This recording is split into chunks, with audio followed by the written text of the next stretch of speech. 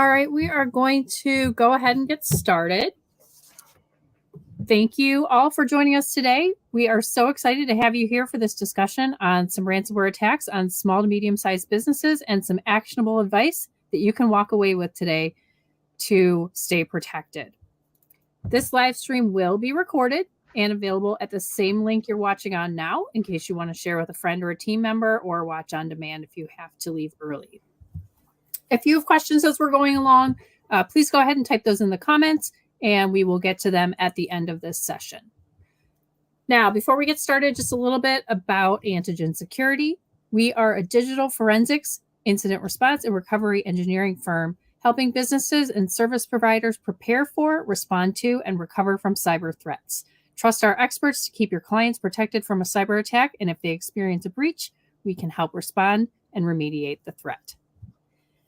And now I'd like to turn it over to today's presenter, Mike Behrmann, our Director of DFIR, for our presentation. Take it away, Mike. Good afternoon. Thank you, Kathy. Hey, welcome. Thank you for joining me on my presentation, Tales from the Crypt Keeper, Lessons Learned from 5 Ransomware Cases. I'm excited to discuss it. Slide, please. Obligatory outline. I'm going to give a quick bio, a little bit about my background, where I come from. I'm sure that sort of shades my outlook on security. Then start with an opening thought, some victim case studies that we'll go into. Those are the 5 cases.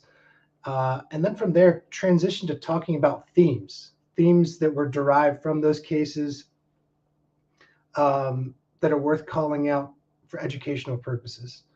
And then finally, lessons learned, both for clients and then some recommendations for managed service providers. We're all in this together. I think there's a lot to be learned on both sides. We'll finish with a final thought.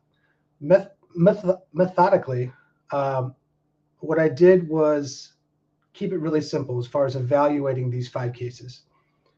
They all come from late 2021. And I tried to evaluate everybody consistently based on 4 ultra simplistic qualitative factors.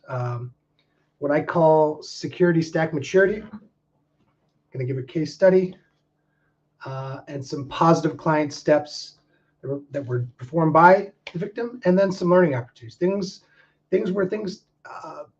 Points where missteps took place, lessons were learned, things could have been done better. Those may be the most important of all, but the positive steps too are obviously worth calling out, and we'll continue to make those a part of the discussion as well.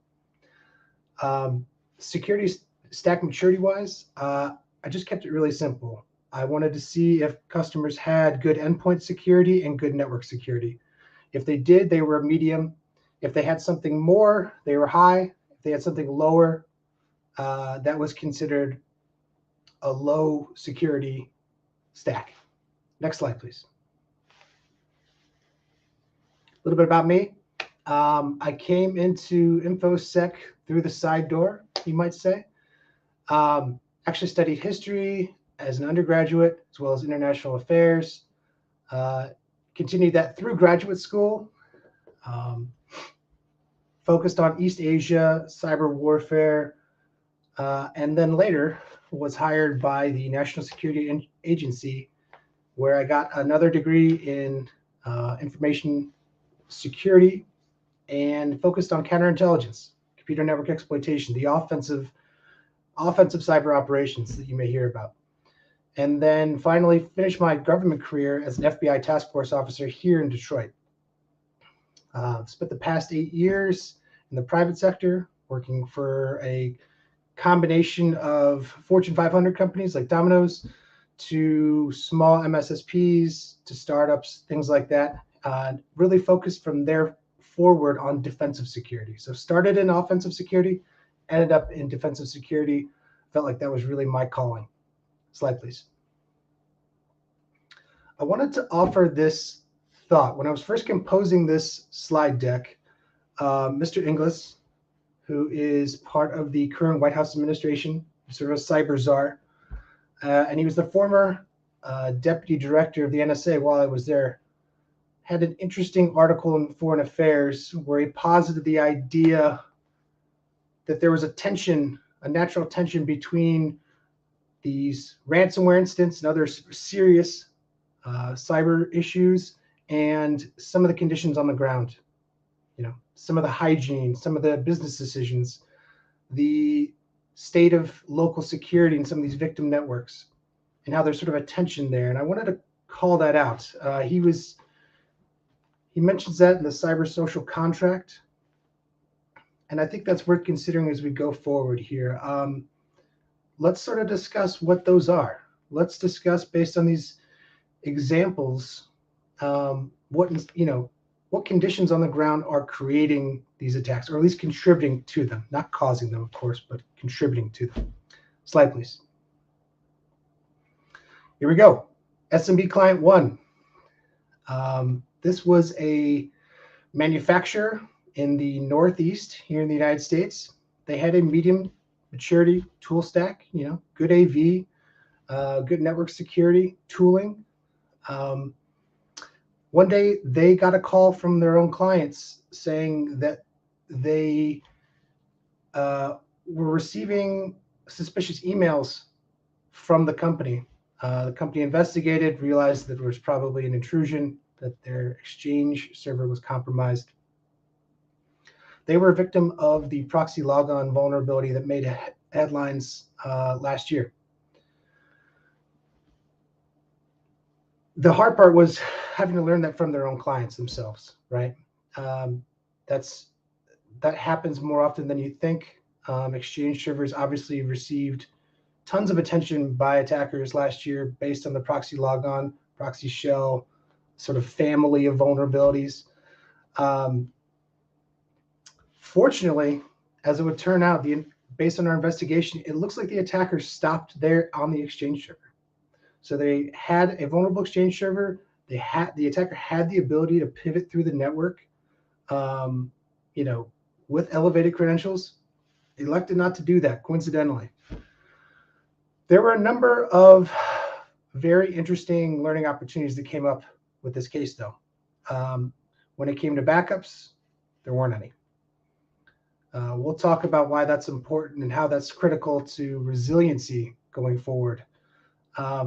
Just as interesting, the MSP that they worked with and had worked with for years struggled to help deploy our tools. We rely on either the victim company or the MSP, whoever's providing the actual expertise, to help assist with the initial tool rollout for our forensic tools. That's standard across the industry. In this case, the MSP struggled technically to do that simple job, and we ended up having to write some scripts for them, things like that.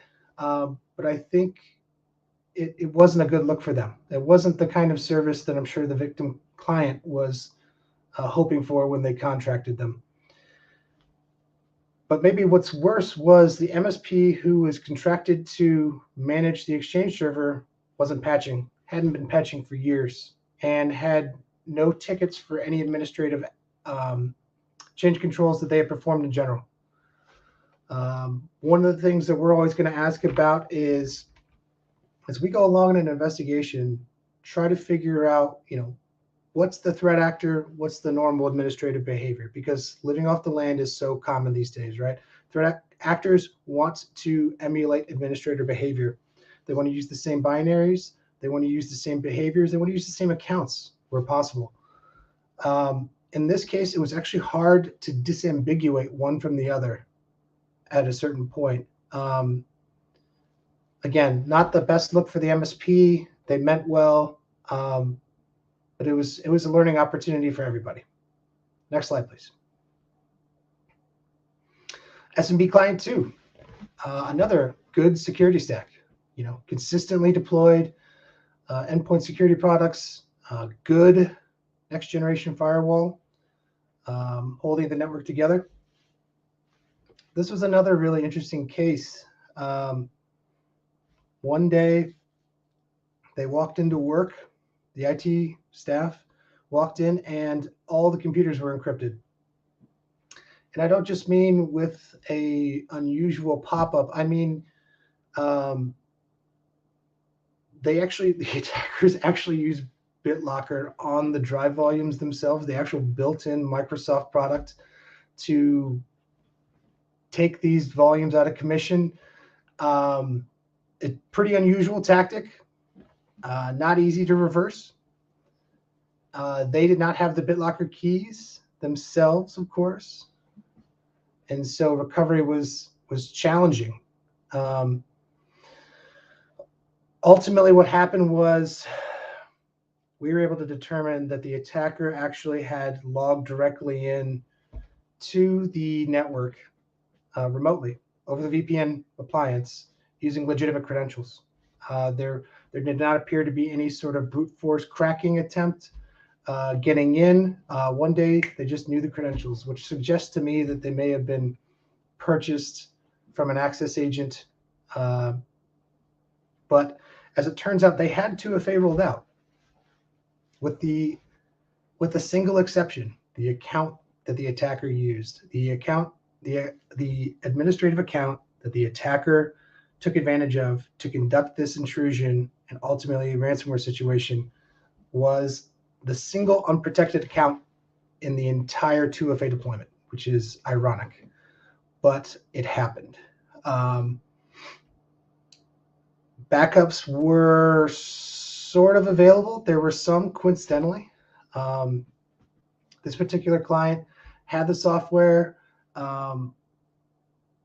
but hadn't actually scheduled the backups to take place on a reoccurring basis. It turns out they had a couple of key servers that they were able to rebuild quickly, but they were shut down for almost a week. They had, including a database that tied together 9 different business units, right? So it was a critical disruptive attack. One of the positives being, however, that they did have a SIM, a good cloud-based SIM, and they were feeding network intrusion prevention and firewall logs into that. Without that, it would have been extremely difficult to figure out what happened beyond the VPN logs that were also pushed into there. Basically, those network logs were what we had to go on because of the BitLocker situation. Pretty unusual. But it was very much a learning opportunity. They obviously got very serious about the state of their backups at that point. It was telling that they didn't know how to use their SIM at the time, which again was a quality product.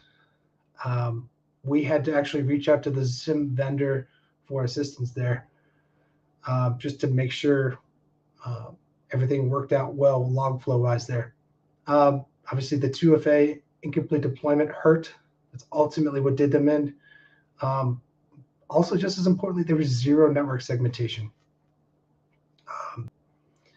The NGFW was positioned as a border device rather than in sort of a virtual router mode, enforcing network segmentation between subnets. So once you had access to the network, it was effectively flat. There was nothing governing who could talk to what and so forth. And from there, they got attacked. Again, we were able to do some incredible things with these folks, get them back online in about 3 days, or beginning the restoration process within 3 days. But it hurt, right?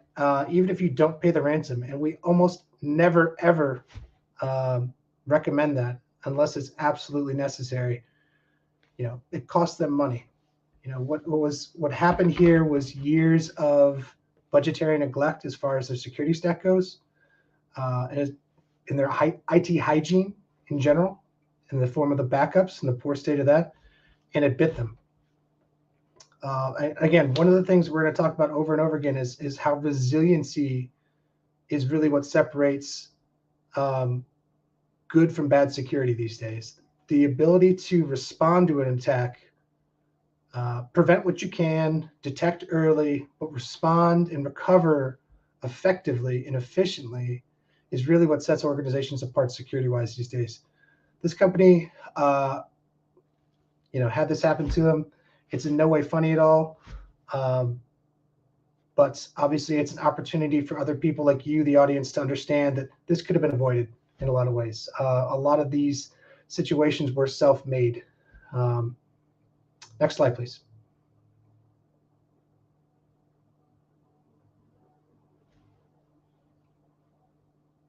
Kathy? Did it not move forward? Oh, here we go. Yep. Mid-sized client 1. This was a industrial sector client here in North America. Not a very good security stack. You had a old deprecated antivirus with sort of incomplete deployment, and you had very antiquated technology at the network layer. Which was interesting because it became difficult to actually work with the client to get the log data. We had to do a lot of hands-on guidance with that, just exporting logs, things like that, evidentiary collection stuff. Root cause here again was that proxy shell, proxy logon set of vulnerabilities. They had Exchange servers that were publicly exposed to the internet, like a lot of people did, and ultimately were exploited, implanted very shortly after the proxy logon vulnerability was discovered. The attacker threw an RMM tool down and backed out. Right, so they threw a remote monitoring management tool to preserve access on that Exchange server, probably assuming that the vulnerability would be patched any day now. Come July, another attacker comes in. Perhaps there had been an access broker situation there. We don't really know. Came in, and it happened to be Conti. And they pivoted to the domain controllers pretty quickly, enumerated the network, and with sufficient privileges, pushed out an encryptor one day to the entire environment. So this was arguably the most devastating attack that I have seen, given the victim's business. I mean, we're talking about operational technology being affected. They were hard down. No workstation was available. No servers were available. It was devastating to the business.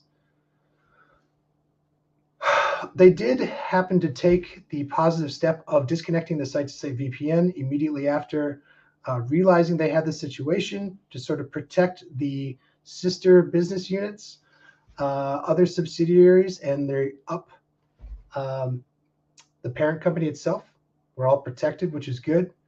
And they had extremely good trusted backups, offsite, stored, going back a couple weeks. It was gold. So while they did not have a strong protective or detective security program, they were resilient in the long run too. Here again were poor patching practices that led to this. The patch had been available for weeks to months when this happened. It was not a priority for the organization. There was a small team of IT people working hard, of course, but information security was not a priority. Also, poor network logging. That made it really challenging. There again, you had no network segmentation whatsoever. So you had operational equipment right next to logically adjacent to the accountant's workstation, right? It was probably very easy to move laterally in that network, to enumerate that network, to explore each of those systems, and ultimately exfiltrate some data, which is what we determined happened.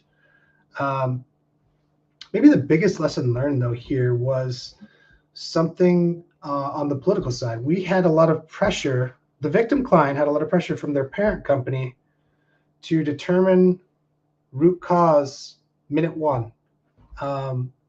And that flowed down to us. They didn't want to understand the scope of things. They weren't even interested in the containment in the moment the parent company was breathing down the subsidiary's network, the victim's network, neck about that. Ultimately, that hampered the investigation. We were forced to change our process and instead and balance scoping with root cause right away. Root cause is one of those things that tends to come later in an investigation where it isn't immediately obvious. These guys weren't ready for an incident response scenario, right? They had good backups, stuff like that. Things as far as disaster recovery were good, but they were just inexperienced with information security and particularly incident response. And so I think they focused on the wrong things early on.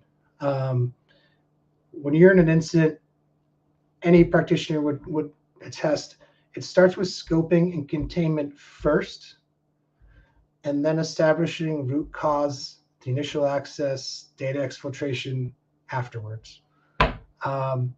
Lesson learned from them, but it's now to your benefit to learn that. Slide, please.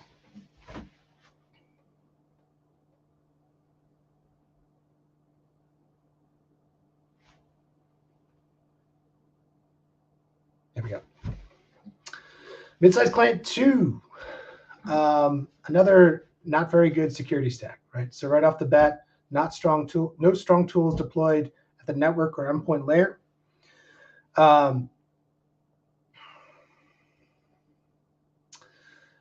This was another industrial or industrial type company here in North America. One of their subsidiaries that they recently acquired in the years prior to the incident found themselves with a ransomware scenario, which was Lockbit V2, which is some of the best, most sophisticated actors there are. Ultimately, they were able to take down the entire network. They were able to lock the client out of all of their intellectual property, rendering the company inert and unable to operate, unable to transact business, unable to perform accounts receivable, unable to use their intellectual property to manufacture, their own goods. Devastating. It was a super challenging case, though, for a variety of other reasons. Actually, the parent company who called us in, they had access issues into that environment. The acquisition had taken place some years before, time had elapsed, but the headquarters, you might say, IT staff did not have established access into that European client victim. In addition to that, they had a SIM, which was also a good thing to have, but it was heavily underconfigured, and they were not actively using that in any way. They had zero trusted backups. The backups were the first thing to get encrypted. Poor user rights management were also established as part of the investigation. Basically, you had an engineer who was doubling as an IT administrator locally overseas. That made privilege escalation very, very easy. It was also a challenge, too, for the parent company to work with the victim subsidiary in Europe based on the European business hours convention out there. Those guys went home at 4 o'clock local time every day, regardless of the incident whatsoever, which was a challenge for everybody here as far as communicating down, instructions downstream, rolling out tools, performing collection, trying to correlate information, benign activity with threat actor activity. It was not only disruptive, it was a slower investigation for that reason. And there was zero log aggregation of any kind at all. There were something like 4 or 5 different antivirus solutions deployed throughout the network. None of it was uniform, and none of it stopped the attacker. So, lot to be learned here. Next slide, please. Midsize client 3, Prominence U.S. law firm. They had a good security stack, right? They were doing log aggregation. They were doing XDR. They had strong endpoint security. They had good network tools as well. Here again, all of that was actually undermined by a phishing email. Interestingly enough, the phishing email was reported to the IT administrator correctly, which speaks to their user education program. Unfortunately, that IT admin executed the malware. The malware started moving laterally in an automated fashion across the network, hitting about 2 dozen servers. It was bad. The company did not go down. The XDR happened to contain things several hours into the event, but this was highly disruptive. Lots of critical applications were taken offline. What saved these guys at the end of the day was that there's a general familiarity with incident response. They had done tabletops for a couple of years leading into that, which I applaud. They had trusted backups that were available. And maybe most importantly, they knew their tech stack in and out. They knew their network. They knew every application, up from the worker bee IT admin all the way up to the CIO. It was incredible. Where they went wrong and where they struggled was there was a lot of antagonism within the client space among all the different people. We got on the scoping call. There were 16 voices on that call, all talking at once. It was difficult to get cooperation at times, and ultimately we had to appeal to the CIO to ask certain people to not participate, which was unfortunate and not typical, but needed to happen in order for the case to progress.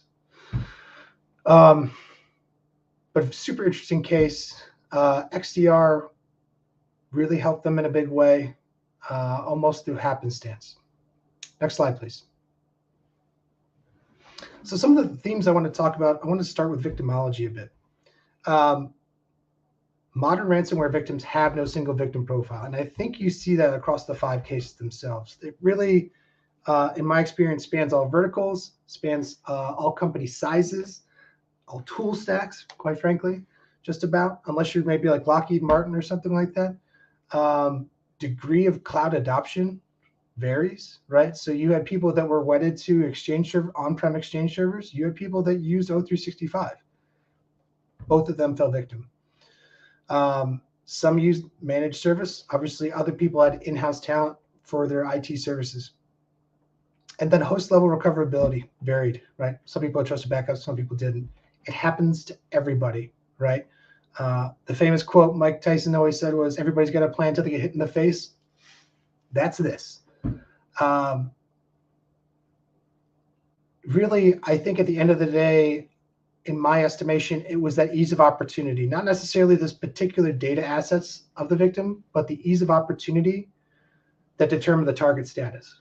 Getting back to Chris Inglis's quote about conditions on the ground and so forth. These were targets of opportunity. This is the way forward for criminal actors. Criminal actors are going to take the path of least resistance each time, right? They're not going to go after the super hardened network that's difficult. They're in the business of making money. Every man hour they have carries an opportunity cost. Easy targets work, right? And even with a small to medium-sized business or a mid-market business, you can charge, if you ransom them, and try to extort a lot of money. So there's plenty of opportunity there. That is really who the victims are. It's the people that unfortunately cannot or do not take good care of the network, or just get unlucky, or both. Next slide, please. Technology-wise, I think a lot of these situations put a real spotlight on partners, tools, and practices.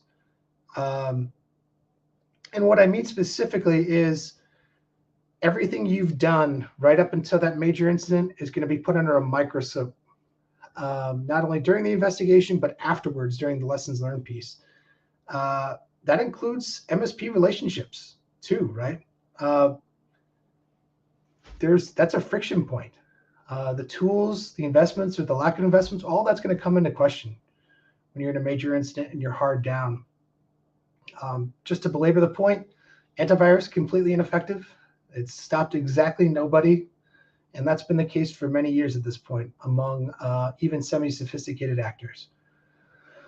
Another observation, none of the clients at that time had subscribed to an endpoint detection and response technology, the kind of thing that pulls out telemetry from endpoints and helps you spot intrusion-like behavior. That also hurt too from an investigation standpoint. That's the business though. DFIR, we have to run with our own tools, but there was very little in the way of logging with any of these clients that we were able to actually rely on to help perform the investigation. This is another opinion, but I think it's relevant here. Email security as a solution is now a critical technology. It is as critical now as antivirus was 15 years ago, right? It's a must-have. It's no longer optional. So whether you're still on-prem, whether you're in the cloud, you're going to want to pair that with a email security solution to help keep attackers out and obviously be able to report suspicious emails that much more easily. One of the other observations we had was that people had partially deployed tools. I didn't belabor that too much during the actual case studies themselves, but there were tools that people had that were sort of had an incomplete deployment. Maybe they had a powerful endpoint protection tool that they were in the process of rolling out or were going to roll out. It didn't matter. If it wasn't in effect at the time of the incident, it did not help them. It did not serve them. You know, technology on the shelf, you might say, has no direct value. And this is the hard truth. You either invest today or you pay tomorrow. Everybody ends up paying, right? That sounds cold-hearted. It's not meant to be cruel, but it's a fact. There ends up being a security deficit in many of these networks because of a lack of investment in the years preceding the major incident. And then ultimately, these attack vectors were preventable in a lot of ways. A lot of these related to patch vulnerabilities, to misconfigurations like an incomplete 2FA rollout. We can all do better than that. And a lot of that is just good IT hygiene. Next slide, please. So this is my new favorite topic, resiliency. None of these victims were perfectly ready or prepared for that major incident, right? But the most resilient one, which is the law firm at the end, really balanced a number of things worth calling out. It's that host network visibility. Imagine being the parent company that can't access the IT systems in a subsidiary downrange, right? We take that for granted, I think. Visibility in general, as far as positioning firewalls too, right? Positioning firewalls and network intrusion prevention systems so that they can actually enforce network segmentation and log lateral movement in between different subnets. I mean, that's super important, but a lot of that hasn't been done. A lot of times you still have firewalls that are acting as sort of a border device rather than being the nerve center of the network. Asset knowledge, also huge and free. Knowing your network is huge. It doesn't need to be exotic either. It could be a spreadsheet. It could be the ability to take an endpoint product and quickly print out a list of assets. That's good enough. But I think having that asset knowledge is super important and is cheap to come by, to be honest with you. One of the other practices that stood out is really early containment practices. So we had a couple of our clients that we mentioned here that were actually able to take certain containment steps, whether disconnecting from a site-to-site VPN or stopping lateral movement with an XDR early. That helped, contain the damage, and it blocked out the attacker. And then maybe not so obviously, every single one of these clients had resourceful partners. A lot of them were not people that we had relationships with, in advance of the major incident. But they had MSPs that they relied on who were resourceful and knew who to reach out to. They had MSSPs that they had been working with on a regular basis that while they did not provide DFIR necessarily, they knew people to reach out to. And I think that in and of itself can be a major difference maker in a security program. If you're going to surround yourself with trusted advisors in the form of vendors, and many companies do, the expectation is those MSPs, those MSSPs, what they can't provide directly, they have a short list of people they know who to call right away. Right? Time is security in so many ways. Next slide, please. Client lessons learned. Needless to say, fully cooperate with your DFIR team for best results. Infighting, things like that, really just costs the company more. We're like most, if not all, DFIR companies, we're paid on an hourly basis, right? You buy a retainer from us during a major incident for a block of hours. If we waste half that time based on avoidable arguments between, different parts of the victim organization, that's not to the company's best interests financially. Really, cooperation means early containment, easier eradication, and faster recovery, right? And I think long-term, how even unprepared victim organizations and MSPs respond in these scenarios speaks volumes to the value that they bring to the organization, right? So it's really an opportunity to shine in spite of these adverse conditions as much as anything else. You've heard it, I'm sure you've heard it before, know your network, know your tech stack, have that asset inventory, right? Or have one that's easily accessible. But maybe more than that, know what your O365 authentication method is. Know if you have any related conditional access policies. Know your cyber liability coverage details. Almost all the time, people have no idea what that actually entails. They don't know if their provider requires them to go with their own panel of DFIR providers. They don't know if they have a blank check to hire whoever they want. It's always a discovery process. I think understanding that liability coverage details like that and what it covers too. Does it cover identity loss? Does it cover war? Does it cover destructive attacks? All those things are empowering to an organization and therefore they're lessons learned. Vendor performance, of course, right? Know what your vendor is doing and know if they're not doing anything. Good hygiene, of course. We've all heard this before, but especially with the uptick in server-side vulnerabilities that we saw in 2021 with proxy logon, proxy shell, and all the other attendant ones, it behooves an organization of every single size to patch aggressively, particularly for those Microsoft on-prem Exchange technologies, among others. But it's not just them, right? There's plenty of Nix-based technologies that have the same issues. Obviously, comprehensive 2FA enforcement is very important, and that trusted backup strategy, right? Bad things will happen, be they security related, maybe they're related to a natural disaster, but having taken the business continuity steps ahead of time to establish trusted backups and have that strategy familiar to everybody so that people know how to use those recovery tools, that they're practiced in that process is hugely important. Next slide, please. MSP recommendations. Encourage client resiliency now, right? This is not a InfoSec marketing buzzword. This is real. This is what practitioners believe in, that they offer up to everybody.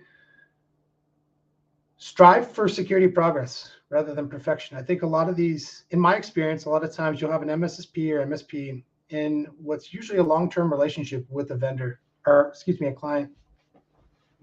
I think over time, it can be hard to find what's next for a particular client. But I think if you do, it's a way of underscoring the value that an MSP and MSSPs provide, which is super important. Both of those industries are ultra important. Outsourcing makes sense in many, many cases. So I think it's a way to resiliency in particular is a way to continue the conversation, figure out what's next, figure out how to mature that security program. And where there's an opportunity, and maybe not, a lot of times there's a compliance driver with a penetration test, but where there's not, and there's other funds available, consider getting incident response planning. I'd say that's arguably more important than a penetration test these days, just because people are so unfamiliar with how to handle themselves in these scenarios, how to organize themselves. Time is security. Speed is security. And being well organized on the front end can save you a lot of money on the back end. Know a good DFIR team. A lot of times we hear from people in a crisis. That's normal. That's going to happen. I think if business continuity is important and resiliency is important to you guys, consider building a relationship with a DFIR firm. Get a name. Have a conversation with them. Find somebody you trust. Learning about somebody in the foxhole happens all the time, but there's a better way to do it, right? And really, how an MSP or an MSSP conducts themselves in any of these scenarios, again, really demonstrates their value, right? It's an opportunity to demonstrate value. A lot of times they don't want to talk about these things, or people want to do the CYA thing and point the finger or whatever. That's not the point. Being helpful, being resourceful, being assistive in an incident response scenario makes an MSP or MSP look good every single time. And there's plenty of reason for MSPs and MSPs to look into these sorts of things. DFIR report recommendations have a high conversion rate. We become trusted advisors with all of these victims through the course of our investigations in a very unique way, unique even from a penetration test. There's opportunity to help grow that victim organization security program so this sort of thing doesn't happen again in the future, or at least if it does, they're better prepared. Next slide, please. Final thought, favorite quote of all time. This is from a mentor of mine in graduate school named, we called him Goldie, but Dr. Goldstein, famous historian of World War II, was always fond of telling this to his students like myself. Smart people don't learn from their mistakes, they learn from other people's mistakes. That really captures the point of this entire talk, right? It's not to shame, belittle any of these victim organizations, because ransomware is everywhere these days and it's devastating. But I think we'd be remiss not to examine all the details involved, to learn from them and pass it along as a community. And that's what I hope you got from the presentation.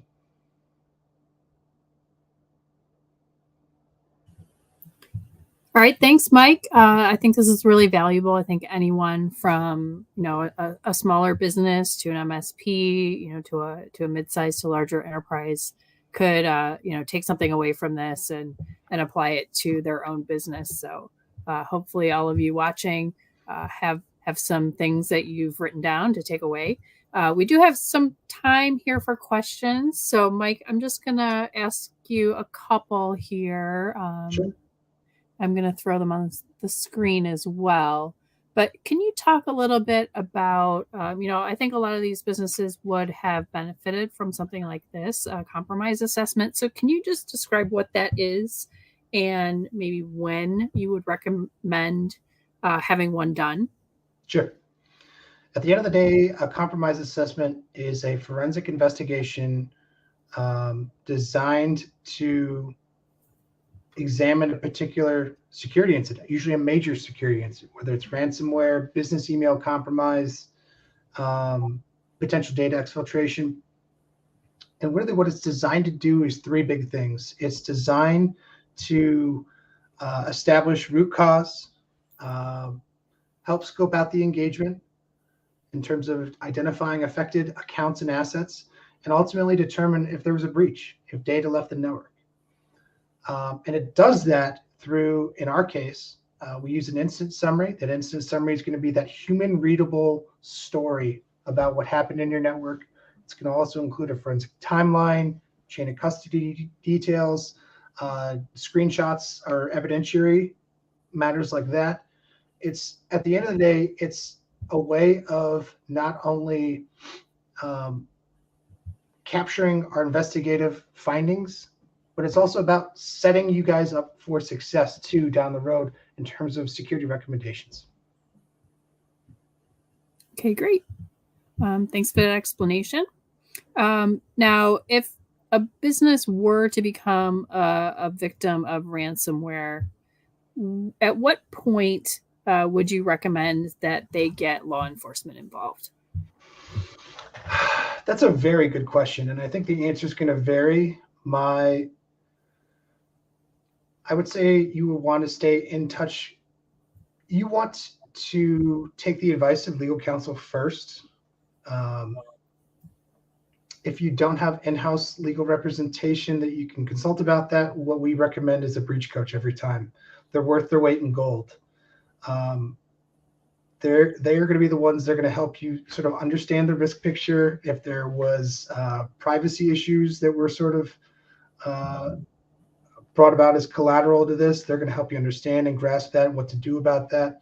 I would take their advice first, but I think it's more than helpful to contact the FBI and report ransomware and other related crimes like this, cybercrime incidents like this, on the regular. But usually after an investigation, in my personal opinion. What I have seen happen is the FBI get called in parallel to the DFIR firm. Sometimes it can feel like the FBI is asking for information prematurely. I think if you ask them to, they never want to hamper an investigation. They really can come in after the fact, collect information, collect details.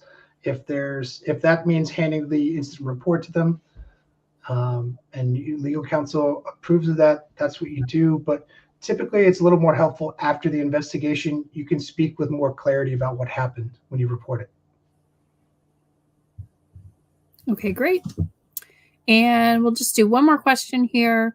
Can you talk a little bit about the current conflict between Russia and the Ukraine and how that's impacting, in terms of incidents here in the U.S.?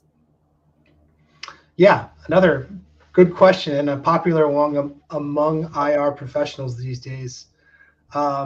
Evidence is scant, but I assess that the Ukraine-Russia conflict pretty radically disrupted the ransomware market, the ransomware as a service market or industry. My personal opinion, my personal analysis is that there may have been a number of ransomware operators in Ukraine, and all of a sudden when there's a actual military conflict in there, operations were disrupted. But I think you also saw some Russia backed RASC gangs take positions on this too.